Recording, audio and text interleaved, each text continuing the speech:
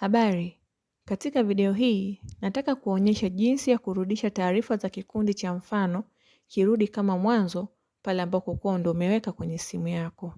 Kumbuka, kikundi cha mfano ni kikundi kilichojengwa ndani ya programu kinachokupa mazingira salama ya kufanya mazoezi na kujaribu kutumia mfumo wa DreamSave. Usiogope kufanya mabadiliko yoyote kwa sababu unaweza kurejesha kwa urahisi katika mipangilio yake ya awali. Na hii inatumika tu kwa kikundi cha mfano na haiwezi kufanywa kwa kikundi halisi. Mara nyingi vikundi vinavyokuwa vinatengenezwa vile halisi huwa tunashindwa kufanya mazoezi ya mara kwa mara. Kikundi cha mfano kipo kwa ajili ya wewe kujifunza ili uweze kujua nini jinsi ya kutumia mfumo wa DreamSave. Na baada ya kumaliza kufanya marekebisho yote, unaweza kurejesha data za kikundi kama zilivyokuwa awali bila kuharibu mfumo wa DreamSave. Nitakuonyesha njia mbili za kubadilisha hivyo kikundi cha mfano. Njia ya kwanza, kwenye hile eneo la rangi hapa juu, gusa mara 3 katika nafasi hii iliyo juu ya screen. Mara 3, 1, 2, 3. Na baada ya hapo utaweza kuona screen hii imetokea juu, ni screen ya msaada wa DreamSave. Hapo utaweza kuona weka upya, sehemu imeandikwa weka upya data za kikundi cha mfano.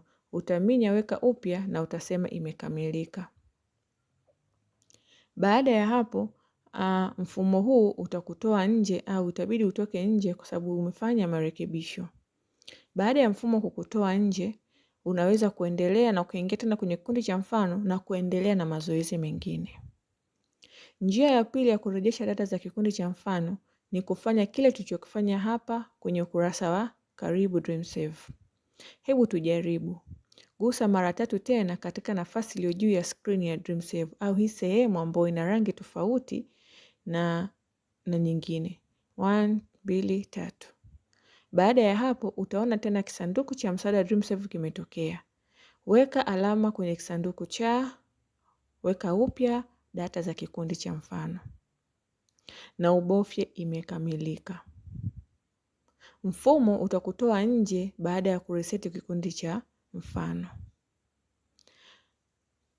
Lakini pia unaweza kubadilisha lugha. Kuna muda unakuta umebadilisha lugha, badala ya Kiswahili umeweka Kiingereza. Utafanya shughuli zote, utaminya mara 3 na utachagua lugha au utachagua nchi na utasema imekamilika. Asante.